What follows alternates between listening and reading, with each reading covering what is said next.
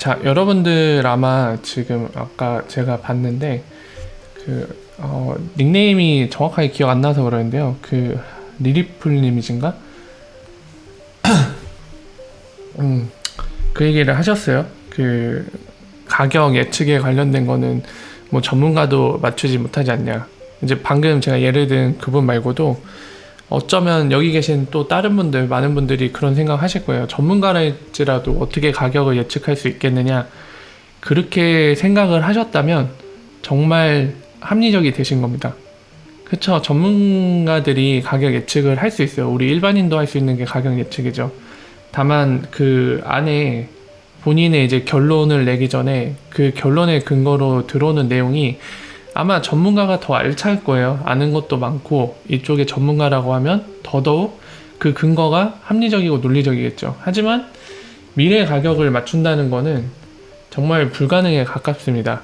그래서 만약에 제가 오늘 주제에 대해서 언급한 거에 대해서 보시고 아무리 전문가라고 할지라도 가격 예측이 정말 가능할 건가 불가능하지 않나 이런 생각을 가지셨다면 그런 느낌이 드시고 그런 이제 순간적인 생각이 들었다고 하면은 정말로 그런 분들은 굉장히 합리적이신 것 같아요. 진짜 대단하다고 할 수 있죠. 그래서 가격 예측이 아니에요. 정확히 말씀드리면은 XRP 가치에 대한 평가입니다.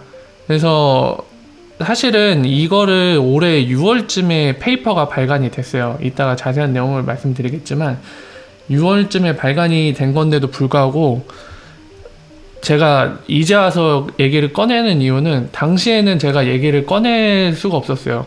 그 이유를 간단히 말씀드리면 이따가 보시면 숫자를 미리 얘기해버리면은 아마 맥 빠지는 것도 있고 약간 순서가 안 맞기도 하고요. 사실 우리는 숫자가 궁금한 게 아니라 정확히는 어떤 내용들로 어떤 숫자의 결론으로 이룰 수 있는지 그 접근 방법은 뭔지가 가장 중요할 겁니다. 그래서 숫자는 이따가 나중에 얘기할 텐데 숫자가 흔히 우리가 알고 있는 589달러 얘기 많이 돌았죠. 작년 말부터 올해 초, 올해 중순, 연말까지 심지어 아직도 589를 외치고 계신 분들이 계세요. 아직 11일이나 남았다고 생각하시면서 589 외치시는 분들이 계신데 아마 현실적으로는 어려울 겁니다. 물론 완전 불가능이라고는 말씀드리지 않아요. 100% 불가능은 아니겠죠. 하지만 아마 589를 아직도 믿고 계신 분들도 마음속에선 알고 계실 거예요. 이 11일밖에 안 남은 이 시점에 과연 11일 만에 589달러를 가려면 얼마나 이거 상승을 해야 되는지 하루에 한 1000%씩 올라야 되나요? 10배씩 가면 되려나? 네, 쉽지 않을 겁니다. 10배씩은 말이 안 되는구나. 한 3배? 뭐 아무튼 정확한 수치는 모르겠지만 많이 상승해야 돼요, 매일. 그만큼 어렵다는 얘기죠. 그래서 뭐 확률로 따지는 것조차도 웃기긴 한데 거의 뭐 99% 어렵다고 보면 되는 상황이죠. 뭐 한 1%의 가능성이 있으려나요? 어려운 거는 사실입니다. 그 확률 수치가 어쨌든 간에. 그래서 뭐냐면은 다시 돌아가서 이제 본론을 얘기하면 당시 6월에는 아직도 희망이 많이 남아있었어요. 왜냐면 반년이라는 시간이 남았기 때문에 그 당시에 제가 오늘 여러분들과 공유할 이 내용을 공유했다면 제 개인적으로는 뭐 정보를 공유하고자 이런 얘기를 꺼냈는데 욕을 많이 먹었을 것 같아요. 이제 589달러 기대하시는 분들이나 그 밖에 다른 사람들, 그 밖에 여러 가지 이유로 제가 욕을 먹어서 개인적으로 기분이 안 좋았을 거고, 그리고 반대로 이제 듣는 입장에서 볼 때 제가 만약 그런 얘기를 한다면 아직 희망은 큰 희망을 갖고 있는데 그런 얘기 들으면 기분이 안 좋을 수도 있겠죠. 근데 사실 저는 여전히 그래요. 약간 딜레마가 있어요. 그러니까 정확한 정보를 공유하고 정확한 소식들, 정확한 분석 내용을 공유하자는 목표는 언제나 동일한데 그거를 하다 보면 딜레마에 빠질 경우가 있는데 바로 이런 가격 얘기 같은 것들 딜레마에 빠지거든요. 저도 굳이 어떤 사람이 되게 어떤 것에 희망을 갖고 있는데 그 희망을 제가 부시고 싶지는 않거든요. 그리고 그거를 이제 상대방 입장에서는 저 사람이 너무 냉정한 얘기를 해서 내 희망이 부셔졌다 이런 느낌이 들어 기분 안 좋았을 때 그거를 저한테 표현할 수도 있겠죠. 그러면 쌍방간에 서로 기분만 안 좋아질 뿐이에요. 이런 딜레마가 있기 때문에 6월은 얘기를 못 꺼냈어요. 그래서 왜 지금은 얘기를 꺼낼 수 있냐면 아까 서론에 말씀드린 대로 사실 589달러는 거의 현실성 없어졌죠. 올해 연말까지는. 그렇기 때문에 이런 상황이 있기 때문에 많은 분들이 좀 냉정을 찾으신 상황 같더라고요. 분위기 전반적으로. 그렇기 때문에 이 얘기를 꺼낼 수 있는 거고, 또 하나는 뭐냐면은 분위기 많이 확실히 달라진 것 같아요. 아무래도 어려운 상황이라서, 아이러니하게도 이런 어려운 상황이라서 많은 분들이 좀 냉정을 찾으신 것 같아서, 그리고 더불어서 XRP나 리플에 대해 좀 더 깊게 아시는 분들이 많이 늘어난 것 같아서 같이 이 얘기를 꺼내서 얘기를 나눠볼 수 있지 않을까 해서 이제 꺼내게 됐습니다. 마침 질문을 많이 주시더라고요. 아마 제가 추측컨대 오늘 이 얘기를 많이 저한테 하셨던 걸 보면은 뭐 어느 커뮤니티나 채팅방이나 어느 뭐 유튜버가 얘기를 또 꺼냈겠죠. 가격 얘기를. 아마도 그래서 또 얘기가 나온 것 같은데, 뭐 여러모로 잘 됐다 싶어서 얘기를 꺼내게 됐습니다. 그래서 얘기를 진행할 텐데요. 사전에 말씀드린 대로 순서는 대략 이렇게 갈 겁니다. 우리가 가격 예측이라기보다는 제가 평가로 말을 바꿀게요. XRP 가치 평가라고 바꾸겠습니다. 이게 더 정확해요. 예측이 아니에요. 가치 평가입니다. 가치 평가할 때 중요한 팩터들이 있습니다. 많이들 놓치기 쉬운데, 그런 부분들 반드시 가치 평가를 할 때는 어떤 부분들을 고려해야 되고 우리가 사전에 생각을 해야 되는지 명확하게 오해하지 않고 혼동하지 않고 명확하게 잘 정확한 데이터를 사용해야 되는 거에 대해서 좀 얘기를 나눌 거고요. 그리고 여러분들도 이미 많이 아시는 스낵맨이 그 레딧이나 그리고 XRP 챗 해외 커뮤니티 통해서 본인의 견해를 밝힌 적이 있습니다. 심지어 숫자까지도 언급을 했어요. 그래서 그 내용을 다시 한번 짚으면서, 당시에도 제가 이거를 얘기하면서 그때도 명확하게 한계사항에 대해 말씀을 드린 것 같아요.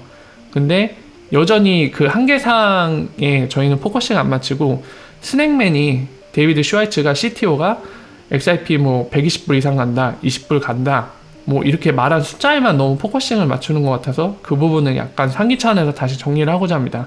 오늘 계속 얘기되는 진행 과정 중에 가장 중요한 건 숫자보다 사실은 XRP 가치 평가 접근 방식일 것 같아요. 그게 가장 중요할 거고요. 그 다음에 중요한 게 아마 숫자가 될 것 같습니다. 제가 생각할 때는. 그래서 포커싱을 너무 숫자에 맞추지 마시고, 어떻게 해서 리플사는 XRP 가치를 이 정도로 평가할 수 있는지, 그 접근 방법이나 그 결론을 이르는 데까지 어떤 식으로 해서 그 결론을 낼 수 있는지, 거기에 포커싱을 맞춰보고요. 그리고 그 결론으로 이제 숫자가 나올 겁니다. 숫자가 도출이 돼요. 그래서 그 숫자를 보고 한번 생각해보면 좋겠어요. 이 내용들은 분명히 여러분들에게 통찰력을 제공할 거예요. XRP 비즈니스와 연관시켜서 가치평가, 그리고 어떠한 가능성을 지니고 있는지에 대해 좀 그냥 단순히 감각으로 생각하는 게 아니라, 예를 들면 뭐 농스차일드가 뒤에 있다, 뭐 로스차일드 뒤에 있다, 일루미나티 있다, 뭐 미국 정부가 밀어줄 거다, 이런 약간 불확실한 그냥 예측 또는 정보 말고, 정말 이 XRP라는 화폐, 암호화폐죠, 디지털 에셋이 어떤 식으로 자리 잡았을 때 어떤 방법에 의해서 이게 어떤 식까지 가치가 있을 거라고 예상할 수 있는지, 그 통찰력, 그거를 오늘 확인하실 수 있을 겁니다. 그래서 그런 부분들에 대해서 좀 집중해서 보시면 좋을 것 같아요. 그래서 얘기를 시작해 볼게요.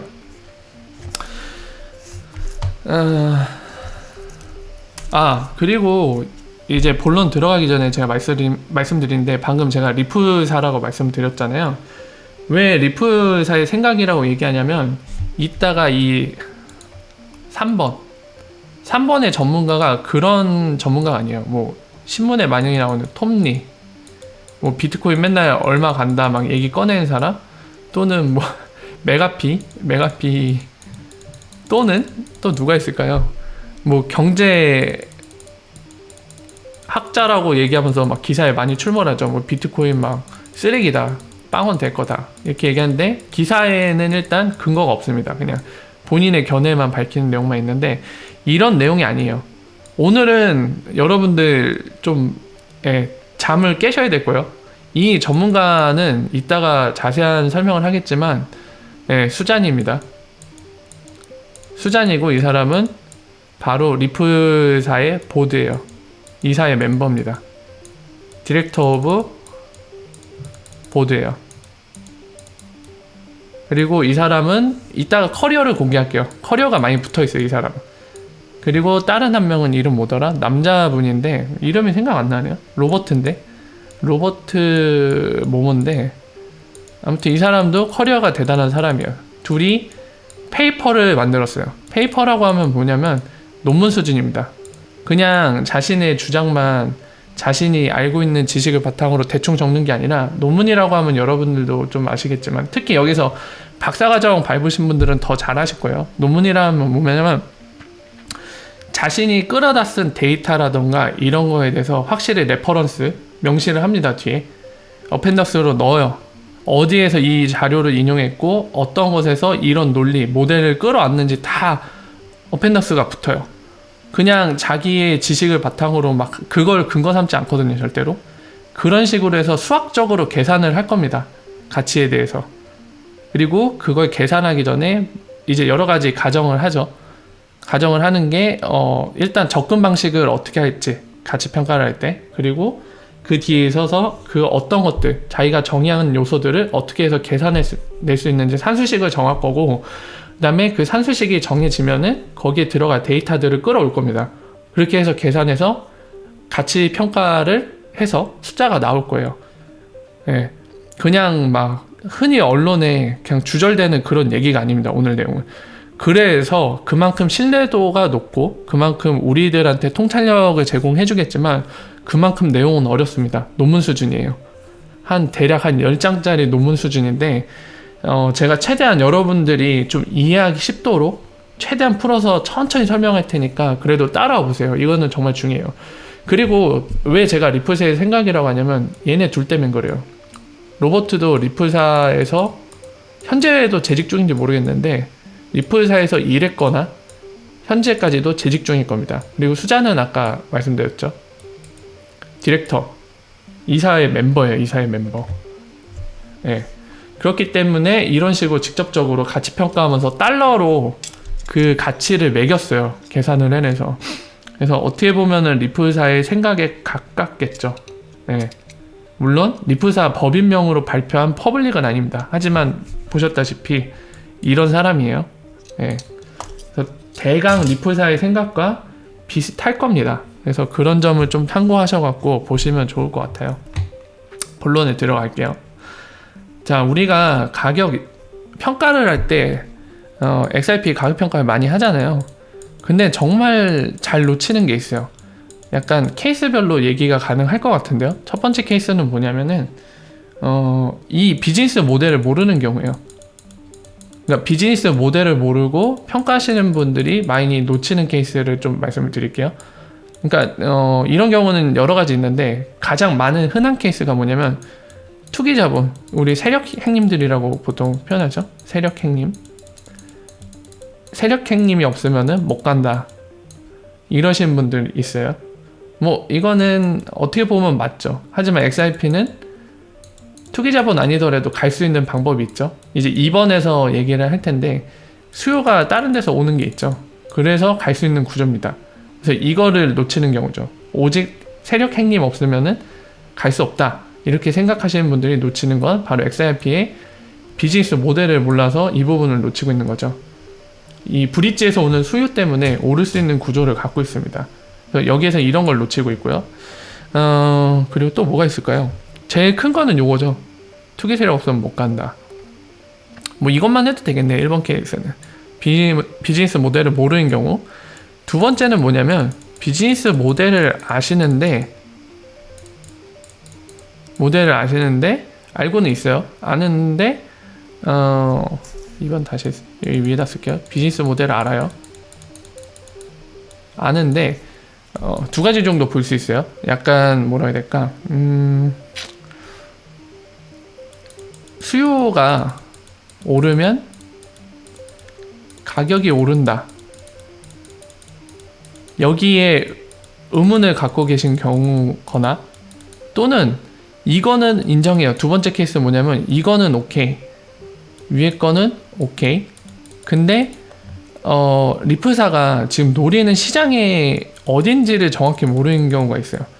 시장을 모른다.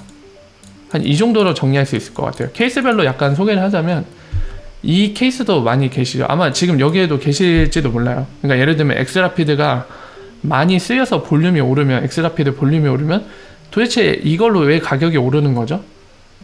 이런 생각을 갖고 계신 분들 계실 거예요. 이 중에는 그냥 엑스라피드 실사용이라는 호재 때문에 투기자분들이 많이 들어와서 가격 오르는 거 아니냐, 엑스라피드 볼륨 자체가 가격을 드라이브 한다고요? 그거는 잘 모르겠는데요. 그렇게 생각 안 하는데요. 이렇게 생각하시는 분들 아직도 계실지도 몰라요. 네. 이거는 제가 이전에도 많이 설명드렸지만은 외환시장이라고 보면 된다고 했죠. 외환시장에 올라가 있는 하나의 피아트로 보시면 돼요. 거기 안에는 여러 가지 이제 리얼 비즈니스, 수출이나 수익 같은 것들, 그리고 외환거래 중에는 그게 있잖아요. 그 뭐죠? 외환 브로커들이 하는 것들, 포렉스 시장. 실제로 그거 환칙이나 뭐 그냥 피아트 갖다가 리퀴디티 프로바이더 역할을 하면서 또는 마켓 메이커를 하면서 돈을 버는 사람들이 있잖아요. 그런 사람들도 있고, 방금 얘기한 리얼 비즈니스, 수출과 수입을 하면서 국내 화폐가 아니라 해외 화폐를 막 받는 경우가 있어요, 대금으로. 그럼 그 돈들이 움직이겠죠. 그리고 움직인 돈들을 이제 필요 때마다 뭐 국내 화폐로 바꾸든지 아니면 필요하면 해외 화폐로 바꿈으로써 여기에 수요와 공급이 발생을 할 겁니다. 각 법정화폐별로. 그러니까 그런 수요와 공급에 의해 결정이 되겠죠, 가격이. 이 쌍이 예를 들면은 원화와 달러 쌍이 되면은 이 둘을 놓고, 페어된 이 둘을 놓고 수요와 공급에 의해, 뭐 우리는 그렇게 표현하잖아. 환율이 오른다, 환율이 내린다, 이렇게 표현을 하잖아요. 환율 오르면 이제 원화 가치가 떨어지는 걸 얘기하잖아요, 상대적으로. 예. 마찬가지로 XRP도 약간 비슷한 구조를 갖고 있는 거라고 보시면 돼요. 브릿지 커런시이기 때문에. 근데 방금 얘기한 브릿지라는 그 특성 때문에 약간 다릅니다. 얘는 여기에 그냥 기존의 법정 화폐처럼 이렇게 자리 잡는 게 아니라 이 사이에 끼는 거죠, 사이에. 물론 각 법정 화폐랑도 페어링이 됩니다. 근데 신기하게도 얘의 리얼 비즈니스는 중간에 끼는 형태예요. 그래서 약간 다른 점이 있어요. 그리고 기존의 법정화폐는 브릿지 하는 그 수요가 없기 때문에 그런 수요는 못 끌어오지만 XRP는 그 수요를 갖고 있습니다, 특별하게. 그러니까 그 점을 놓쳐서 그런 거죠. 그러니까 이 점이 있기 때문에 이런 수요로 가격이 오를 수 있는 구조죠, 얘는. 그걸 놓친 케이스고, 두 번째는 이것까지는 알아요. 그래서 이제 가격 평가를 해보고 싶다 하면서 이제 얘기를 하죠. 총 공급 서플라이가 뭐 1000억 개니까, 그리고 뭐 송금 시장이 예를 들어서 뭐 1년에 한 뭐 100빌리언이다. 100빌리언 달러다. 그러니까 1000억 달러다. 그래서 뭐 이제 나누기를 시작을 합니다. 나누기를 해서 막 계산하신 분 계시고, 또는 더 나가서 뭐 그래도 지금 서플라이는 1000억 개가 아니라 400억 개 정도 아니냐. 그러니까 400억 개로 계산해야 된다. 좀 더 생각을 해서, 현실에 맞게 생각해서 계산하시는 분들도 계시고요. 여러 생각들이 있어요. 여러 가지 이제 평가 방법들이 있는데, 일단은 이 중에서 누군가가 이거는 맞다 틀리다 하기 힘든 것들이 있어요. 왜냐면은 이거 자체가 딱 수학처럼 1 더하기 1은 2 이렇게 누구도 반박할 수 없게 딱 떨어지는 게 아닙니다. 그렇기 때문에 경제학에 있어서 경제 정책을 이끌 때 아무리 전문가가 이끌어도 뭐 본인들 나름대로 시장의 수요와 공급을 판단해서 뭐 환율도 결정하고 뭐 통화 정책도 결정하죠. 뭐 막 긴축으로 갈지 아니면 양적 완화를 시킬지, 막 더 풀어댈 건지, 통화를 그 리퀴디티를 높이고 그 법정화폐를 막 풀잖아요. 그런 걸 조절하는데, 만약에 그게 수학처럼 명확하게 계산이 된다고 하면 시장 정책을 결정하는 데서 실패하는 경우가 없겠죠. 근데 많이 실패합니다, 전문가들도. 그 이유는 수학처럼 명확하게 떨어지지 않기 때문이에요. 그렇기 때문에 이거를 뭐 특별히 오류 없이 합리적으로 얘기를 한다면은 누구든지 그게 절대적으로 맞다, 절대적으로 틀리다 얘기하기 힘들어요. 근데 지금 케이스는 뭘 들 거냐면 약간 절대적으로 틀린 케이스를 말씀드릴 거예요. 그러니까 최근에 좀 얘기가 있었던 것 같고, 아까 서론에서 말씀드린 것처럼 특히 오늘 얘기가 많았는데, 한번 제가 말씀드린 적 있어요. 리플사가 노리는 시장이 어떤 건지. 자, 다시 한번 얘기를 하죠. 리플사가 노리는 시장은 크로스보더입니다. 아이고, 크로스보더 페이먼트예요. 근데 여러분들이 아마 대부분이 자꾸 송금 해갖고 이 리프사가 노리는 시장을 잊어버린 경우가 좀 있으신 것 같아요. 송금은 레미턴스죠. 레미턴스고, 이거는 제가 거듭 말씀드리지만 이 크로스보더 페이먼트라는 집합체의 원소 중 하나일 뿐입니다. 근데 지금 리프사가 베이비 스텝으로 밟고 있는 게 요거예요. 레미턴스. 나머지 여기들, 뭐 예를 들면은 기업의 대금 청구, 제가 아마존 얘기 많이 들죠. 물건 샀을 때 아마존이 고객한테 물건 팔고 나서 그 대금을 받아내야 되잖아요. 이거 움직이는 게 바로 크로스보더 페이먼트 안에 들어갑니다. 기업 간에 이런 대금 청구하는 것들, 그리고 외환시장 이런 거 다 들어가는 거예요. 근데 계산할 때 자꾸 요것만 갖고 계산하려고 그래요. 수요를. 그러면 굉장히 오류입니다. 이거는 그냥 무조건 틀린 거예요. 물론 그냥 리프사, 오늘날의 리프사 레미턴스 시장만 점거했을 때 라는 가정을 달고 요것만 갖고 계산하면 뭐 그건 틀린 얘기는 아니죠. 근데 계산할 때 자꾸 이 송금 시장, 이게 전부인 것처럼 해서 계산하는 경우가 좀 많은 것 같아요. 이거는 틀린 거죠. 이 크로스보더 페이먼트 시장을 다 포함을 시켜야 돼요. 근데 이 규모에 대해 제가 많이 말씀드렸죠. 스탠다드 차티드 은행에 의하면 155조 달러입니다. 연간 155조 달러예요. 이 크로스보더 페이먼트 옛날 기준이에요. 2018년 기준이 아니고 아마 이 기준이 2016년일 거예요. 이 기준이. 그러니까 2년이 더 지났어요. 이거보단 늘었겠죠. 이 레미턴스 시장은 이거의 약 1%도 안 돼요. 크로스보더 페이먼트. 요 전체 집합체의 쉐어가 1%도 안 돼요. 레미턴스는. 네, 상대가 안 됩니다. 고작 이거 먹으려고 하는 게 아니에요. 리프사는. 요거를 먹으려고 하는 거예요. 그리고 플러스 알파를 많이 빼놓죠. 지금 보시는 코일, 마이크로 페이먼트, 그리고 옴니처럼 이런 것들. 그리고 스쿠터 브라운이 뭐 하는지 모르겠는데 아직은 뭔가 보여주는 게 없죠. 근데 이런 거 이제 뭐 우리 실생활 비금융권에서도 뭔가 하기 위해서 투자를 했습니다. 하라고. 그러니까 이런 데서 오는 거. 그리고 플러스 하나 더 있습니다. 최근에 시큐리타이즈, 리얼 세상, 그러니까 현실 세계에 있는 그런 부동산이라던가 각종 증권 형태, 유가 증권 형태의 것들을 토큰화 시키는 그런 사업을 하고 있는 이 비즈니스에도 투자했습니다. 왜죠?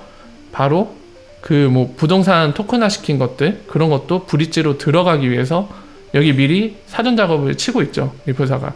지금 노리는 마켓이 되게 어마어마합니다. 근데 단순히 계산할 때 송금 영역만 두고 계산을 해버리면 이거는 굉장히 잘못된 거죠. 이걸 놓치기 쉬워요. 그러니까 우리가 가치평가라는 걸 할 때, 또는 누가 가치평가라는 걸 한 거를 들을 때 지금 말씀드린 팩터를 정확하게 기억하시고 그 오류가 없는지 또는 맞는지 합리적인 건지 이런 것들을 판단하실 수 있을 것 같아요.